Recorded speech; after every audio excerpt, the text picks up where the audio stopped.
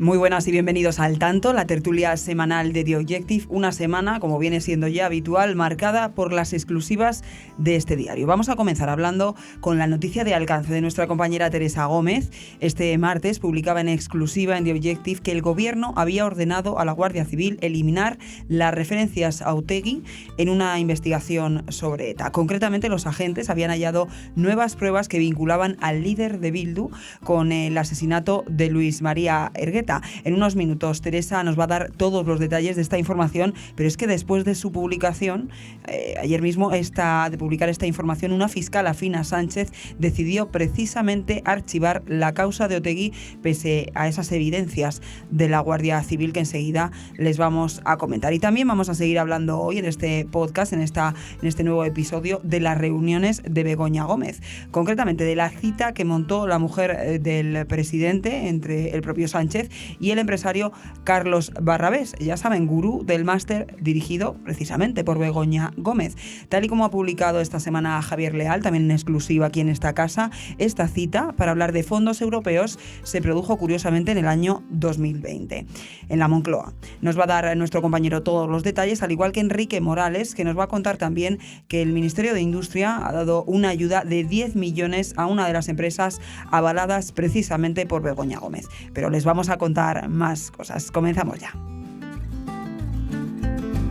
Y comenzamos, como les decía, saludando a nuestra compañera Teresa Gómez. Teresa, muy buenas. ¿Qué tal? Muy buenas, Rocío. Enhorabuena por esa exclusiva, la verdad que es sorprendente. Vamos a ir por partes, vamos a ir paso por paso, por lo que comentábamos al principio, esa primera noticia que publicabas en exclusiva esta semana, esos hallazgos, ¿no?, de la Guardia Civil que vinculan a Otegi con un caso que está investigando precisamente la Guardia Civil. Pues así es. Mira, en el año 2018 la Audiencia Nacional crea una fiscalía especializada a los crímenes sin resolver de ETA. Es decir, esta fiscalía, que la coordinación la llevó el fiscal Marcelo Azcárraga, su objetivo era que de esos 370 y pico de crímenes que actualmente están sin resolver de ETA, pues se pudiesen resolver, y muchos de ellos, la mayoría ya no juzgar porque están prescritos, pero al menos el derecho a la verdad, el derecho a la información. El derecho de las víctimas, de los familiares. Efectivamente, eso no prescribe, ¿no? Y con esa intención, en el año 18 se creó esa unidad. Bueno, pues en el año 2020, pues la Guardia Civil encuentra un nuevo hallazgo en el que se vincula a Otegi con uno de los asesinatos, que era el trabajador, el directivo de Michelin, Luis Ergueta, que fue asesinado en 1980. Y lo que encuentra la Guardia Civil es lo siguiente. A ver, nosotros sabemos que Otegi fue sentenciado a 6 años de prisión y a pagar 100.000 pesetas, que nunca las llegó a pagar porque se declaró insolvente, por un secuestro que fue en el año 1979 y fue a un trabajador de Michelin, Luis Abaitua. Pues por este secuestro sí que fue condenado Otegi. Lo que no se sabía hasta el momento es que durante esos 9 días que Luis Abaitua estuvo cautivo en un zulo, pues lo que no se sabía es que Otegi le sometió a un interrogatorio, y de la información que obtuvo Otegi, después Otegi se la proporcionó a ETA para que ETA, un año más tarde, en 1980, matase al directivo de Michelin, a Luis Ergueta. Estas diligencias se estaban llevando a cabo, como digo, en la Audiencia Nacional. En secreto, ¿no? Comentas en tu artículo. Eso es, eran unas diligencias reservadas, unas diligencias secretas, y ya en junio de 2020 faltaba porque la Guardia Civil pues entregase el último informe, el informe definitivo, y presentar la querella para así poder judicializar la causa. Bueno, pues era en junio de 2023. Bueno, los guardias civiles no entregan el informe, pasan las elecciones de julio de 2023, siguen sin entregar el informe. Y nos llevamos hasta noviembre, cuando ya Sánchez ha conformado gobierno con los socios separatistas y también, por supuesto, con el apoyo de Bildu, y la causa está a punto o sea, se tiene que solicitar una prórroga, ¿no?, para poder continuar investigando. Entonces, a mí me cuentan que el fiscal entonces al cargo solicita una prórroga al fiscal general, que el fiscal general conocía de esta diligencia porque siempre hay que informar al fiscal general sobre las causas que se están llevando a cabo porque él es el que te puede solicitar o no las prórrogas. Solicita una prórroga y le preguntan que por qué quiere una prórroga, ¿no? Este dice que, bueno, que quiere una prórroga porque está a la espera de un informe de la Guardia Civil, que se lo tenían que haber entregado ya, y que está a la espera de este informe para poder presentar una querella ante el Juzgado Central de Instrucción, que por turno corresponde, creo que en esta ocasión iba a ser el 1, para que abriese una causa judicial. Bueno, pues el fiscal general dice que con eso no le basta, que lo tiene que argumentar mejor. A mí me consta que desde Fiscalía se ponen en contacto, desde Fiscalía de la Audiencia Nacional, las que se estaban llevando, el fiscal que estaba instruyendo esta causa, se ponen en contacto con los guardias civiles y le dice, oye, ¿qué pasa? ¿Por qué no me entregáis el informe que me lo teníais que entregar en junio? Y textualmente estos guardias civiles le dicen, ¿no?, comunican en la Fiscalía, el informe ya está listo desde hace 6 meses, pero es que mi jefe, que en este caso era el general Valentín Díaz, que es el general del Servicio de Información, ha recibido una orden de arriba del gobierno que tenemos que eliminar todas las referencias al Gordo. El Gordo es el alias con el que se conocía a Otegi. Entonces, bueno, pues a mí me consta que desde Fiscalía de la Audiencia Nacional le dicen a los guardias civiles, bueno, pues entregarme un nuevo informe sin que esté Otegi o como vosotros penséis o como vuestro jefe os ordena que lo tenéis que hacer, que es quitarle a Otegi, ¿no?, ese papel preponderante que tenía y decisivo para poder cometer el asesinato. Le dice, bueno, pues me entregáis eso, ahora eso sí, me tenéis que entregar los anexos. Pues hacen esto, entregan los anexos, donde se queda pues clarividente, ¿no?, que tenía un papel fundamental Otegi y que participó en ese asesinato, pero las conclusiones de la Guardia Civil no le atribuyen ese papel. Da igual, porque estando en los anexos a los que tú has tenido acceso y se ve, como dices claramente, ese papel en ese secuestro en el que participó Otegi, por el que fue condenado, y precisamente en ese interrogatorio de que hablaron con el trabajador. Efectivamente. Claro. Entiendo que de las rutinas, ¿no? También. La información que se obtiene es, bueno, pues ellos en ese momento ETA tenía un conflicto con la fábrica Michelin, entonces en ese interrogatorio lo que intentan hacerle sacar a esta otra persona, al secuestrado, es quién era el responsable, ¿no? Un conflicto laboral, ¿no? Se justifica como un conflicto laboral para... Bueno, ya lo especifican así, sí. Entonces lo que hacen en ese interrogatorio es intentarle sacar a este secuestrado, ¿no?, quién era el responsable, ¿no?, el nombre, apellido, dónde vive, cuál es su rutina, qué hace. Bueno, cuál es su rutina es algo que luego que descubren los etarras después de una serie de diligencias hechas por ellos, ¿no?, de seguimiento, ¿no? Y entonces, cuando pasa esto, le entregan el segundo informe, que obviamente los anexos no concuerdan con las conclusiones, pero se entregan en la Fiscalía, y a mí me consta que, claro, como este fiscal ya deja esa Fiscalía y pasa a la Fiscalía Antidrogas, se hace cargo de ella otra fiscal, que esta fiscal está supervisada por la teniente fiscal, por Marta Durantes, que es una fiscal afín al presidente del gobierno, Pedro Sánchez, y que está en ese puesto gracias al gobierno. Entonces es ahí cuando deciden, en lugar de judicializar la causa, archivarla. Y deciden archivarla argumentando dos cosas que son totalmente inexactas, por no decir falsas, ¿no?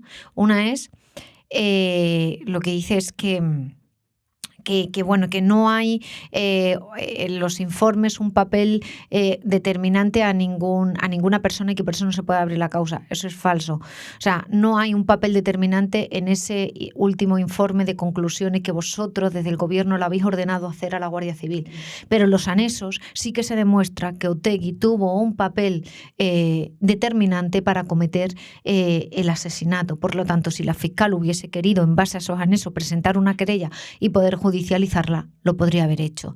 Y 2, luego dice que es que los hechos están prescritos. Bueno, cuando se creó esta fiscalía en el año 2018, se creó justo para poder resolver los crímenes que no habían quedado resueltos, independientemente de si está prescrito o no. Primero judicializa, aclaras, luego se eleva a la sala y la sala ya, en todo caso, acuerda esa prescripción, pero queda constancia de que efectivamente esta persona pues cometió esos hechos que serían punibles, pero al estar prescrito pues no va a poder ser condenado. Y la Fiscalía ha evitado todo eso. La Fiscalía, claro, como comentabas con esta fiscal, afina a Pedro Sánchez finalmente, y todo también ha sucedido casualmente antes de las elecciones, ¿no? En un periodo en el que después Pedro Sánchez obtuvo los resultados que obtuvo y pudo negociar de la manera que negoció para conseguir, como decías, ese apoyo de H. Bildu. Claro, es que les entregaron la alcaldía de Navarra. Además, Sánchez tenía para negociar con Bildu, oye, que te están investigando bajo secreto de sumario en la Audiencia Nacional, pero no te preocupes que yo te lo paro. Y efectivamente ha conseguido pararlo. Y luego hay que añadir que esta teniente fiscal es la misma que persiga a Luis Rubiales por el pico a Jenny Hermoso. O sea, ve delito en el pico de Jenny Hermoso, pero no ve delito en el caso de Otegi por haber colaborado en un asesinato de ETA, ¿no? O sea, la doble vara de medir y es que la verdad que es un escandalazo. Teresa, ¿hay alguna posibilidad de que se pueda reabrir o ya con esto, pues con esta decisión de la fiscal queda todo? Pues yo entiendo que quizá si los familiares, ¿no? Los familiares de la víctima, que sí que son perjudicados en este procedimiento, deciden pedir la reapertura en base a ese informe de la Guardia Civil, estoy convencida de que habría posibilidades de poder reabrir la causa. No sé si ellos van a querer. Yo estaba hablando con los familiares de la víctima. Y es verdad que me decían que ellos siempre habían mantenido un perfil bajo y que lo querían seguir manteniendo, ¿no? Pero que bueno, que sí que agradecían por lo menos poder tener esta información y pues cerrar, ¿no? Dentro de lo que cabe ese capítulo. Esa herida. Luego, por otro lado, también, Teresa, está el tema del trabajo de la Guardia Civil. Los guardias civiles que hacen un trabajo ingente de investigación descubren estas cosas. ¿Dónde queda ese trabajo? Cuando Total. recibes órdenes de un superior de, bueno, pues todo tu trabajo de 3 años se va a pique. Es indignante, ¿no? Porque los guardias civiles son personas muy profesionales y estos son agentes muy profesionales que han estado durante 3 años, como bien acaba de decir Rocío, investigando estas pesquisas, ¿no? Y el hecho de que por una orden de arriba decida pararlo todo es... yo creo que es bastante frustrante, ¿no? Porque al final un guardia civil cuando se dedica a esto es algo más vocacional que... Sí, desde luego salarial no lo es, que también... Por supuesto, es vocacional, ¿no? Y que tienen todo tu trabajo por tierra y no puedes reivindicarlo y no puedes decir nada porque eres militar, a mí me parecería muy frustrante. Muy frustrante, y eso es que es lo que decías, al final son profesionales totalmente vocacionales al servicio público que no están remunerados, bajo mi punto de vista, como deberían, Sí. Y reciben después de ese ingente trabajo, esa ingente labor, que muchas veces hasta su propia integridad se puede ver afectada, habla de sus familiares. Bueno, en millones de ocasiones, por en supuesto. muchos lugares. Bueno, nada más que tenemos que verlo de Barbate. En Barbate, por ejemplo, pues obviamente su integridad, pues la mayoría de los guardias civiles, pero en casi todos los sitios de España, por supuesto que es un trabajo de riesgo, por mucho que Marlaska se niegue a reconocerlo. Y claro, ven como después de ese trabajo, después de esas duras investigaciones de más de 3 años, de intentar pues aliviar un poco a esos familiares o por lo menos descubrir la verdad de lo que pasó y que no nos intenten reescribir la historia. Eso es. O sea, ya no se puede condenar porque el Código Penal dice que en determinados delitos pues hay un tiempo para que prescriban. Vale, fenomenal. Pues ya no se puede, ¿no? Está claro. Pero aunque no se pueda perseguir penalmente, sí debería haber, y de hecho lo había, ¿no? Por eso se creó esta unidad, ¿no? El derecho a la información y a saber qué pasó, ¿no? Y quién intervino. Entre otros motivos, porque yo creo que los ciudadanos tienen que tener en cuenta con quién está negociando Pedro Sánchez. Están negociando con una persona que formó parte de la banda terrorista y que debido a la posición que tenía y a lo que hizo posible que la banda terrorista destruyera a muchas familias y matara a muchas personas. Por lo tanto, yo creo que los españoles también tenemos derecho a saber quiénes son las personas con las que está negociando Sánchez para mantenerse en el gobierno. Y sobre todo, pues bueno, eso que comentábamos, cómo se está negociando, porque claro, cuando casualmente después de 3 años de investigación, de esas prórrogas, cuando tienes que enviar un informe y ese informe se paraliza o casualmente en un periodo electoral y o casualmente después de ese periodo, después de esas elecciones, en un momento de negociación para hacer gobierno, ¿qué hay detrás? ¿Qué hay detrás? ¿Cuáles son los tejemanejes? Que al final es un poco nuestra compañera Teresa en esta fantástica exclusiva lo que hace es exponer, ¿no? Esta es la realidad. Aten ustedes sus cabos y qué había detrás de esas negociaciones. Pero desde luego es lamentable y sorprendente. Y es que volvemos, ¿no?, a la misma vara de medir, es decir, crean una fiscalía para investigar los crímenes del franquismo. ¿Para qué? Si también están prescritos. Claro. ¿Para Desde qué? hace mucho más tiempo. ¿Para qué entonces creas esa fiscalía? Porque si es para nada, es un delito de malversación de fondos públicos, porque tienes ahí una fiscal de sala llevando esas investigaciones que están prescritas. Ellos supuestamente para conocer la verdad. Bueno, pues esta también estaba creada para conocer la verdad y lo has impedido. Lo has impedido a través de la fiscalía y archivando una investigación reservada.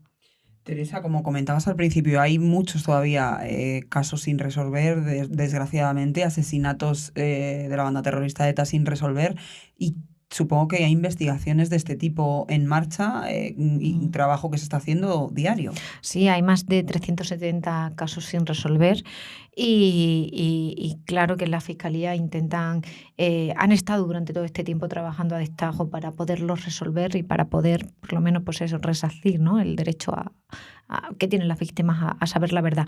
Eso es cierto, pero también es verdad que en los últimos años, desde que está Pedro Sánchez en el gobierno, se están cargando la Fiscalía de la Audiencia Nacional. Ya no se está persiguiendo apenas ningún delito. Es más, hay fiscales en la Audiencia Nacional que realmente sí que han perseguido esto. Uno es el que estaba al cargo de esta investigación, Marcelo Azcárraga, pero otro es Carlos Bautista, ¿no? Y en cambio, ahora lo que están haciendo es poner a personas, pues en el caso, ¿no?, que ha dejado vacante Marcelo Azcárraga al cambiar de fiscalía, se va a quedar al frente la teniente fiscal, Marta Duránte. Se va a hacer cargo de todas las investigaciones nuevas que entren sobre casos de ETA asuntos de ETA que quedaron sin resolver. Por lo tanto, a mí lo que me dicen fuentes judiciales es que le han puesto a ella para que no se persiga ningún delito de ETA. Y claro, después de precisamente ver lo que ha pasado con este caso de Otegi, esas órdenes de eliminar las referencias al Gordo, pues claro, cualquier investigación también desincentiva, ¿no? Entiendo, a los investigadores, a la Guardia Civil, porque dicen, bueno, pues que también podemos trabajar para luego recibir una orden y que eso pueda quedar en nada.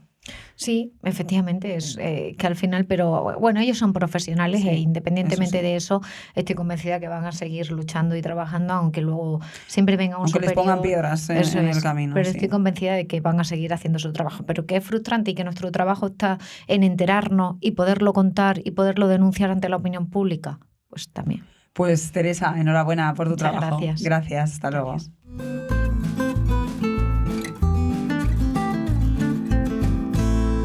Y vamos ya con la segunda parte de este podcast, de este episodio, como les hemos comentado, hablar de esos negocios, de esas relaciones que seguimos contándoles, de la esposa del presidente, que tiene una vida laboral muy agitada, la verdad. Vamos a saludar ya a nuestro compañero Javier Leal. Javier, ¿qué tal? Muy buenas. ¿Qué tal? Buenas tardes, Rocío. Y también a Enrique Morales. Enrique, muy buenas. Buenas tardes, Rocío. Porque, bueno, venís contando esta semana varias exclusivas sobre, pues, bueno, esas citas, ¿no? Esas reuniones de la mujer del presidente. Vamos a empezar, Javier, si te parece, contigo, porque publicabas esta semana en exclusiva que Begoña Gómez montó una cita entre Barrabés y precisamente Pedro Sánchez para hablar de los fondos europeos. ¿Quién es Barrabés? Vamos a explicarle a nuestros oyentes brevemente, Javier, si te parece. En principio, eso, ¿quién es este empresario? Bueno, Barrabés es muy conocido en el mundo empresarial del tema digital, de todo el tema de la innovación, se le conoce mucho a Barrabés, el nombre de Barrabés. Es conocido esta persona. Y bueno, lo que pasa es que un día pues conoce a Begoña Gómez en uno de sus eventos que organizaba Barrabés sobre tema de innovación, y Begoña Gómez pues se le acerca y se conocen. Y un tiempo entablan una relación profesional. Entablan una relación, tienen una conversación, se caen bien. Entiendo que Begoña Gómez iba ahí con toda la intención, que quería conocer a Barrabés, porque ella quería montar ahí un máster, y un tiempo después le dice que quiere montar ese máster, que quiere montar un máster y que le gustaría tener la ayuda de este hombre, pues que tenía muy buena reputación en el sector, y a ver si le podía ayudar a estructurar, digamos, el máster que estaba ella pensando. Entonces él le dice que sí, que adelante. Finalmente, entonces, es el gurú, que se le considera como el gurú. Se le considera no solo un gurú en innovación y en todos estos temas, sino que también es, digamos, esa mano que está detrás del máster de Begoña Gómez. Pero es que además de esa relación, Begoña Gómez pues se inicia esa relación profesional, ese máster, y también pues se hacen los lazos y se facilita esa reunión de este empresario con el presidente del gobierno en la Moncloa. Claro, ellos empiezan a entablar una relación importante, se mensajeaban, todo lo que Begoña necesitaba para el máster, él le ayudaba, le estructuró el máster, necesitaba profesores, él le ofreció profesores. De hecho, si uno se mete en la página web del máster, pues va a ver que está el propio CEO de Barrabés.biz, que es una de sus empresas, trabajando. Hay antiguas empleadas suyas, que por cierto este periódico habló con una de ellas y ella no quiso decir quién la había contratado, queriendo un poco no comentar que había sido el propio Barrabés, ¿no? Y entonces, bueno, más o menos pues empiezan a tener una relación, y es él el que le va ayudando a Begoña Gómez a montar todo el máster, ¿no? Y bueno, así fue circulando la relación, y entonces pues es él al final, como él siempre ha dicho que no es el gurú del máster, él siempre lo rechaza, dice que bueno, que ha sido uno más que ha ayudado y tal. Más que le ha ayudado, que le ha empujado en esta aventura. En esta aventura que ella hace, y que bueno, entonces bueno, pero en alguna gente está diciendo que él era un profesor, realmente tampoco es profesor, él simplemente lo que hace es montarle el máster, pero él simplemente da una charla inaugural, luego se iba, eso es lo que cuenta la gente, se iba y ya está, pero estaba por detrás, digamos que era el que le ayudaba en todo ese tema. Y fruto de esta relación, como cuentas esta semana en The Objective... Entonces, claro, llega pues un día y ya pues por la confianza mutua que tienen los dos, pues él le dice, oye, lo que tendrías que hacer, Begoña, es... ahora que era en la época del 2020, estaban todos los fondos europeos, etcétera, pues él le propone a Begoña Gómez, oye, lo que tenéis que hacer, el gobierno lo que tiene que hacer es hacer una gran plataforma digital para que todos los fondos europeos se canalicen y lleguen a las empresas privadas, ¿no? Y entonces ella, pues con mucha naturalidad dice, bueno, esto se tienes que contar a Pedro. Y entonces él dice, bueno, vale, adelante. Y entonces es la propia Begoña Gómez la que inicia esa reunión en la Moncloa para que Carlos Barrabés pues le cuente esa idea que tiene para que llegue el dinero, ¿no? a los españoles, bueno, principalmente a las empresas, para que se pueda canalizar, ¿no? Hablamos, Enrique, de un momento que todos ustedes lo recordarán. Han pasado 4 años, parece muy lejano, pero bueno, la pandemia fue una época muy dura, hubo un parón económico brutal, entonces pues esos fondos europeos que todavía siguen canalizándose y llegan, tal y como hemos contado aquí muchas veces, a veces no como las empresas les gustaría, no con la rapidez o no a los destinos donde les gustaría a las empresas.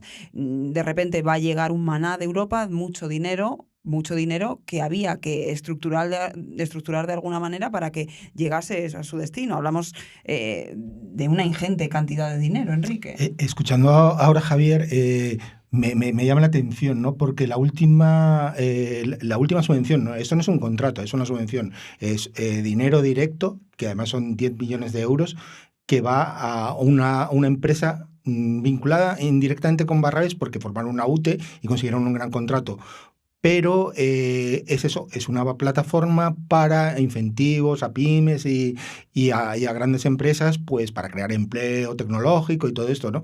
Entonces, sorprende que estas empresas, tanto las vinculadas a Juan Carlos Barrabés como de Bailey, que es la con la que conformaba una UTE. Esa es la noticia que cuentas tú esta semana, que Industria dio una ayuda de 10 millones a una empresa avalada, una de estas empresas avaladas por Begoña Gómez, 10 millones de euros. Claro, sorprende sobre todo, igual que sorprende un contrato anterior, porque eso ha sido bastante reciente, ha sido el año pasado, justo. Entonces sorprende que una empresa que, bueno, tiene un nombre, pero bueno, que no es una multinacional ni nada, supera a las multinacionales, consiga los contratos, las subvenciones. Esta subvención de 10 millones eran 147 para un centenar de empresas. Entonces, es una ayuda importante, ¿no? Y competían bastantes empresas. Entonces, eso es lo que sorprende. Y, de hecho, también llama la atención lo de los fondos europeos. Muchas de los contratos que consiguen estas empresas vienen de Europa, vienen con fondos de Europa. Y en el caso de la subvención, igual, es de los fondos de recuperación, pues eso es una ayuda importante que además se crea en el Ministerio de Industria. Primero lo potencia la ministra Reyes Maroto, y luego es su sucesor durante 9 meses, Héctor Gómez, el que da la subvención. Hablamos de una cantidad, claro, es que hablamos de unas cantidades ingentes de dinero. De cómo ha ido ganando a empresas potentísimas. Claro. Potentísimas. Telefónica la ha ganado, Barrabés. Adecco, multinacionales japonesas, chinas, de todo, pues consiguen el contrato, ¿no? Y en este caso, hombre, 10 millones, pues eso se ha llevado una parte muy importante del pastel, y no son grandes empresas, son pymes. Son pymes. En el caso, volvemos a esa reunión, claro, esa reunión, a ti lo que te cuentan es que se produce para eso, para que el señor Barrabés, precisamente que sabe tanto de este mundo tecnológico, oriente, ¿no?, al gobierno sobre cómo hacer ese reparto. ¿En qué queda esa reunión? ¿En una mera orientación al margen de lo que luego estamos viendo? Es una reunión sobre todo al máximo nivel. O sea, estaba Manuel de la Rocha, que es el hombre fuerte de economía del presidente. Hombre, y el propio presidente del gobierno. Estaba el propio presidente del gobierno. Más primer nivel no puede ser. Claro. O sea, era una reunión de alto nivel. Y luego estaba él también. Entonces, ahí hablan de los fondos europeos en general. Y luego él le propone esa idea de hacer esa plataforma digital para que lleguen los fondos europeos de una forma mucho más eficiente y que no ocurra lo que, bueno, realmente ha ocurrido a día de hoy, que, bueno, que realmente muchos de los fondos europeos no han llegado del todo, ¿no? Entonces, bueno, él veía que con esa idea así digital iba a ser todo mucho más eficiente, etcétera. Luego tuvieron una segunda reunión en Moncloa, ya a un menor nivel, donde él ya detalló toda su propuesta, y al final, bueno, quedó en saco roto, ¿no? Pero bueno, de lo poco que sabemos de esa reunión, lo único que sabemos es eso, que aparte de hablar de los fondos europeos, se trató ese tema en particular, ¿no? Hablamos, como dices, como estamos comentando, de una persona que ha tenido, Carlos Barrabés, ha tenido relación profesional con otros actores de los que últimamente se está hablando mucho y que desencadenó la trama Koldo. Hablas, Javier, pues que Barrabés, por ejemplo, tuvo varias reuniones con el propio Javier Hidalgo. Sí, con Javier Hidalgo tiene una relación porque, bueno, Javier Hidalgo en ese momento quería montar también una cosa de innovación. Él quería relanzar Globalia de alguna forma, y entonces contrata al propio Barrabés, que tiene pues su propia consultora de innovación, y lo contrata para que le ayude en todo ese proceso de innovación, y tuvieron unas cuantas reuniones, tanto Javier Hidalgo como él, y ahí estuvieron, pues de alguna forma, bueno, él estuvo asesorando hasta que ya llega un momento en que Javier Hidalgo dice, bueno, muchas gracias por la consulta, etc., y ahora yo voy a montar mi propia consultora de innovación para relanzar de alguna forma Globalia. Pero sí es verdad que fue un cliente de Carlos Barrabés, Javier Hidalgo. La verdad que un hombre de lo más relacionado con todo el mundo empresarial, y que, bueno, pues al final, poco a poco, encima con esta trama Koldo, se van uniendo lazos de todas las relaciones. No estamos diciendo nada, simplemente es evidente y es lógico que los empresarios pues hablen entre ellos, sobre todo si esta persona es tan especialista, ¿no?, en el tema de sostenibilidad, que por cierto, esta semana, tal y como hemos contado, la propia Begoña Gómez había montado una empresa en esta dirección, o sea que ella también se ha hecho Es verdad que se dan especialista. como al mismo tiempo vínculos, ¿no? Pues los dos de alguna forma coinciden con Begoña Gómez, ¿no? Por un lado, Barrabés le está montando el máster a Begoña Gómez, por otro lado nos enteramos que Begoña Gómez mantiene 2 reuniones secretas con este hombre, con Javier Hidalgo, ¿no? Justo en el momento en el que se está de alguna forma haciendo el rescate de ir a Europa. Hay que recordar que Javier Hidalgo ya no es consejero delegado desde 2021 de Globalia, pero en ese momento sí. O sea que Begoña Gómez de alguna forma estaba en medio de esos dos. No decimos nada, pero son mucha coincidencia, ¿no? Esa relación que tenía Begoña Gómez. Lo que es evidente es que Begoña Gómez se ha movido, pero vamos, al alto nivel y en todo lo tal. El problema es que siempre que hay dinero, siempre luego sale, pues eso, problemas. Entonces, en este caso, pues bueno, ha pasado lo del rescate, ha pasado el tema de las mascarillas, que eso fue, bueno, se sabrán muchas más cosas, pero fue escandaloso y luego a partir de ahí pues eso, también el empresario Aldama, pues bueno, también es un vínculo importante entre Hidalgo, Begoña Gómez y bueno, al final pues ya se verá. Y sobre todo también ponen de manifiesto que en el año 2020 todos lo recordaréis, vosotros recordaréis y ustedes que nos escuchan también, que estábamos la mayoría sin poder hacer prácticamente nada. La verdad que el mundo se estaba políticos estaba las reuniones. Se movía, es verdad, todos en casa y todo el mundo se movía como... Vamos, si quieres, Enrique, a profundizar un poco más también sobre la noticia que publicabas tú esta semana sobre esa ayuda de 10 millones a una de las empresas que estábamos comentando, avaladas también por Begoña Gómez. Hablamos de avaladas porque conforman parte de la UTE, que está avalada por Begoña. Efectivamente, se ha constatado que bueno, que hubo una carta de recomendación escrita para que diciendo que estas empresas que eran importantes para esos temas y tal, y realmente esa carta sirvió, porque yo no me puedo imaginar que una pyme y una casi mediana empresa consigan unos contratos tan importantes enfrentándose con multinacionales, y luego lo consiguieron por los pelos, pero también nosotros destacamos que estas dos empresas, pese a que no requerían un plan de igualdad, es una cosa que puntúa en la contratación pública. Ellas no lo tenían, con lo cual ahí ya perdieron algún punto. No sé dónde recuperaron los otros, pero bueno, sorprende. Y en cuanto a los 10 millones, pues sí, efectivamente, es una partida importante. También hay préstamos. Bueno, eso lo dejamos un poco de lado porque son préstamos ICO, que realmente son los que conceden los bancos, pero lo de una ayuda directa de 10 millones para crear empleo a una empresa que no tiene demasiados trabajadores es mucho dinero. Claro, el problema al final de estos fondos, que es lo que hemos hablado muchas veces, que hay que hacer un examen ex post, ¿no? Ver si realmente ese dinero que se ha concedido, que en este caso fue hace poco, en 2023, va a servir en el futuro para su fin, que es, ¿no?, lograr crear empleo. Si realmente ha conseguido, oye, pues bienvenido sea, pero si no, pues ¿qué pasa con esos 10 millones de euros? Rocío, me temo que nunca vamos a saber cómo se ha utilizado, ¿no? El Tribunal de Cuentas y otros organismos hacen auditorías y tal, pero bueno, es que es imposible llegar a todo. No nos podemos hacer una idea de la cantidad de dinero que ha llegado y a cuántas empresas han llegado y cómo lo ha utilizado y cómo tal. El otro día, bueno, es un poco anecdótico, ¿no? Pero contábamos que de 30 millones de mascarillas, pues no se sabía dónde habían ido, pues las han podido revender, pero no sabemos el uso que le dieron y si se le dieron un buen uso, ¿no? Porque en ese momento no la podía utilizar la población, esas mascarillas.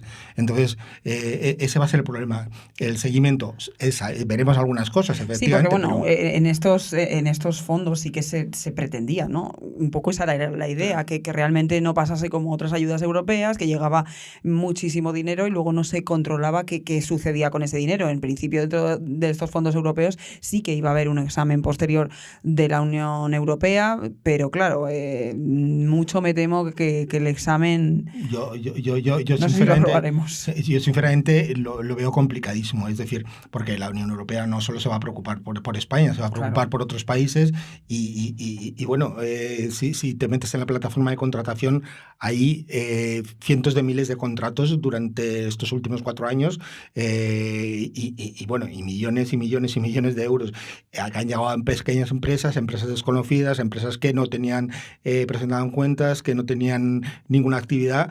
Y entonces, ¿cómo vas a hacer posible el seguimiento ese? Si no lo han hecho las administraciones, ya veo muy difícil que la Unión Europea llegue hasta ahí. Y recordamos, tal y como recuerdas tú, precisamente, bueno, pues por eso hemos querido que hoy en este episodio, para hablar de este asunto, de estos dos temas, estén aquí tanto Javier como Enrique. Es que el señor Barrabés también está relacionado, como les venimos contando, precisamente con estas empresas. Uno de los principales accionistas de esta UTE es precisamente este señor. Es que todo está relacionado. Efectivamente. Y bueno, recibió una partida muy importante, lo que hemos dicho, de Bailey, que es el socio para lograr contratos con Barrabés, pero también Barrabés recibió, bueno, es una cantidad menos importante, pero hay que tener en cuenta que es una pequeña empresa la que tiene, ¿no? 65.000 euros de forma directa, más los créditos que le fue otorgando el Ministerio de Economía, pues eso, préstamos ICO, ¿no? Bueno, que es una salvaguarda importante para estas empresas que además no iban muy bollantes de cuando empezaron con esto.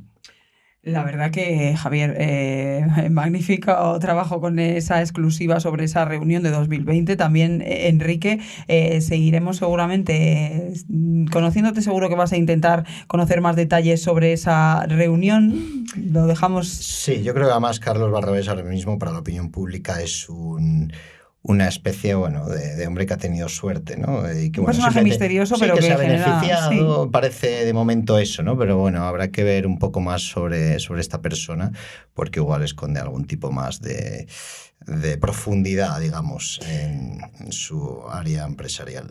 Javier, con eso nos quedamos.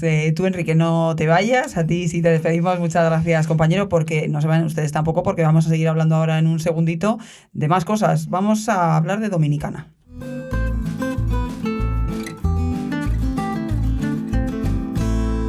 Bueno, compañero, he dicho que claro, que tú no te marchases porque vamos a seguir hablando contigo de otra de las noticias que has ido publicando esta semana y que son de otro tema. Vamos a dejar a un lado el tema Begoña Gómez y bueno, pues esas relaciones empresariales de la esposa del presidente, y vamos a hablar de Rubiales, no del beso de Jenny Hermoso, ya saben, el testaferro de Rubiales. Creó 8 empresas en Dominicana tras los pelotazos en la Real Federación del Fútbol Español. Publicabas esta semana este tema de todo, ¿no? Todas esas sociedades inmobiliarias.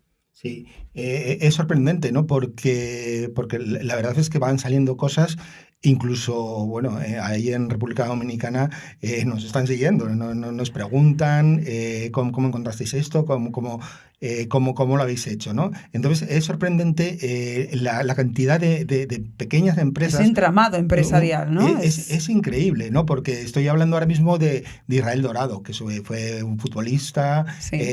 Y bueno, luego también ha sido pequeño empresario aquí en España, pero de repente llega a Dominicana, no hace mucho, y empieza a crear empresas. Pero el problema de estas empresas no es que vaya ahí a crear empleo y tal, no, son empresas en Dominicana, simplemente tú no tienes que acreditar ninguna actividad, tú puedes traspasar dinero de aquí de España y tú puedes, digamos, vestir ese dinero, ¿no?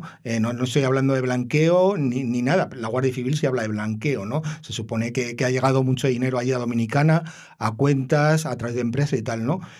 Y sorprende esto porque todas están relacionadas con el sector turístico, con la diversión, discotecas. Pero es que, Enrique, sorprenden hasta los nombres que les han puesto. Uno ha sido muchos líos, Punta Cana. Claro, yo creo que bueno, la verdad es que hay cierta ironía ahí, ¿no? Porque porque bueno, luego las horas tienen sentido.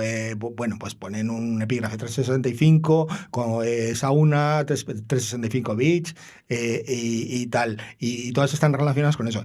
Y se supone, bueno, además lo hemos conocido ayer, bueno, que el trabajo que está haciendo ahí Rubiales en Dominicana, hemos visto un pedazo de resort en el que estaba con su amigo Nene, inseparables, y el trabajo que está haciendo allí es lograr, pues eso, tener un asentamiento en Dominicana a través de hoteles y todo esto.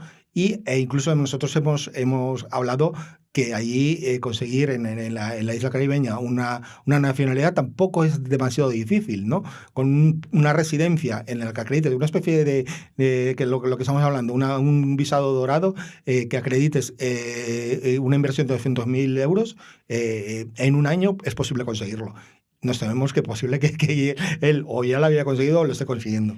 Claro, pese a que él luego decía que no tenía ni un duro, pero bueno, hablamos que según la Guardia Civil, todo esto ya saben ustedes que se está investigando y que ese Israel Dorado sería el testaferro en República Dominicana de esa trama, ¿no? Que se ha alimentado como cuentas presuntamente con contratos deportivos y que creó hasta 8, tú atestiguas, ¿no? En tu noticia, en un par de años. En un par de años, 8 sociedades en la isla caribeña, claro. Sí.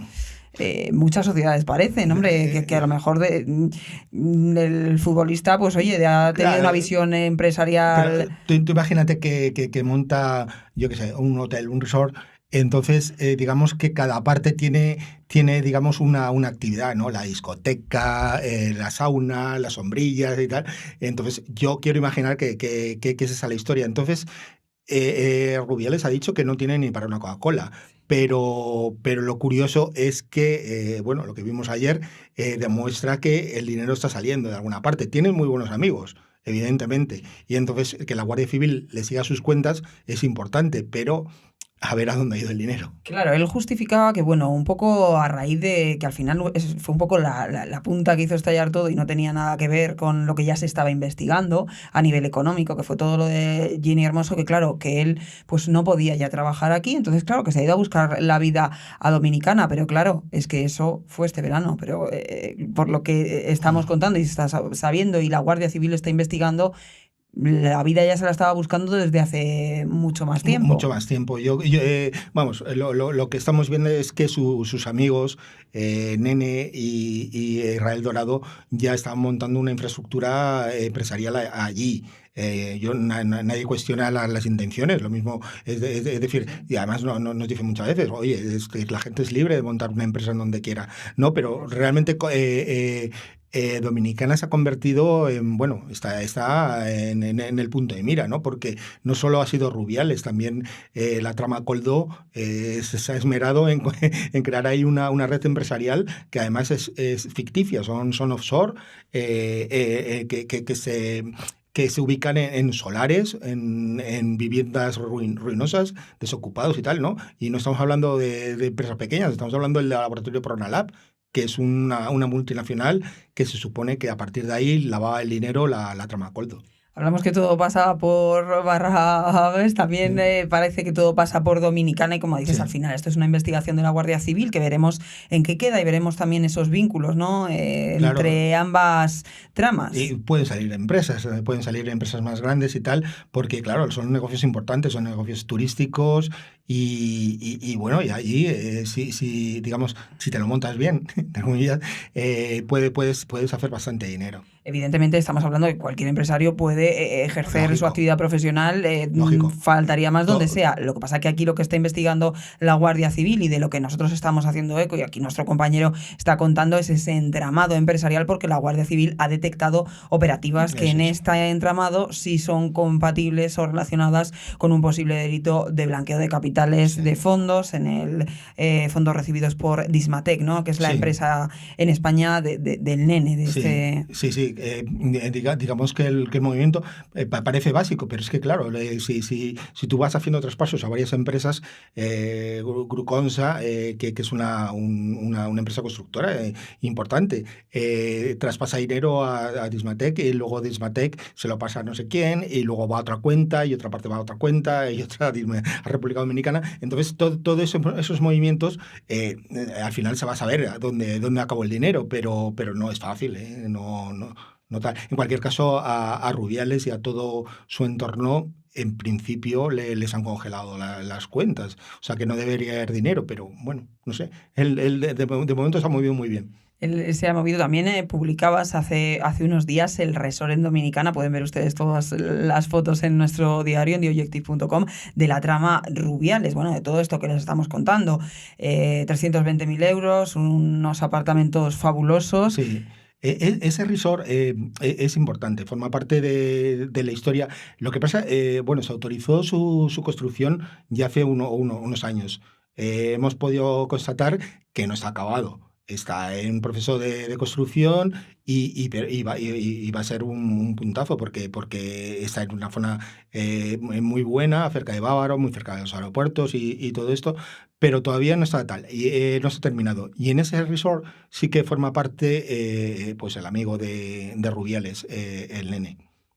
Y claro, aquí otra vez, como hablábamos antes, Enrique, como hablábamos antes con Javier, hay nombres que claro, que es inevitable ver que está todo relacionado, porque Javier Hidalgo también creó mucha empresa obviamente en Dominicana por el sector turístico, pero también empresas en temas renovables. Sí, efectivamente. También en este medio hemos detectado que Javier Hidalgo ha cambiado un poco su sector sin duda. Hemos dejado de lado los hoteles y las fiestas o el ocio y hemos pasado a renovables. Efectivamente, la mayoría de los hoteles que tenía allí, también en Cuba y tal, pues digamos que cedió la gestión, ¿no? Y ahora nos llamó la atención que en un solo día montó 6 empresas, todas con el mismo nombre y solamente con un número, relacionadas con el sector eólico. Es verdad que Hidalgo también tenía algún tipo de vínculo con el sector, estoy hablando de Javier Hidalgo, con el sector de las renovables aquí en España, ¿no? Participa en algunas empresas y tal, ¿no? Pero bueno, yo creo que tanto el turismo como las renovables, yo creo que son buenos negocios. Son buenos negocios, bueno, por lo menos para ellos, porque la verdad que están dando sus frutos. Ahora mismo la causa de Rubiales sigue investigándose. Veremos en qué queda, Enrique. Claro, no sé, ahora mismo imagino que no puede salir del país o de España, no podrá regresar ahí a República Dominicana. Bueno, he estado viendo un poco el sumario y la verdad es que la Guardia Civil esperaba que viniese mucho antes, porque él tenía un viaje, un billete de vuelta a mediados de marzo. Al final no ha venido hasta principios de abril. Entonces, claro, ahí ya saltaron todas las alarmas, ¿no? Digamos, este tío no se quiere volver, no quiere volver y tal. Y entonces se congelaron sus cuentas en Dominicana y de hecho registraron los sitios. Yo creo que ha estado en más de un sitio, ¿no? Pero en el último sitio en el que había estado. Enrique, me temo que vas a venir más veces al tanto a contarnos estas aventuras empresariales en Dominicana de nuestros empresarios patrios. Así es. Muchas gracias. Muchas gracias, Rocío. Y gracias también, como siempre, a todos ustedes. Ya saben, es que no pueden perderse ni un solo día de Objective, porque todas las exclusivas y lo que marca la actualidad de la semana lo tenemos en www.theobjective.com. Así que muchas gracias por escucharnos una semana más. Y ya saben, pueden encontrarnos en todas las redes sociales, también en las plataformas de podcast. Un abrazo.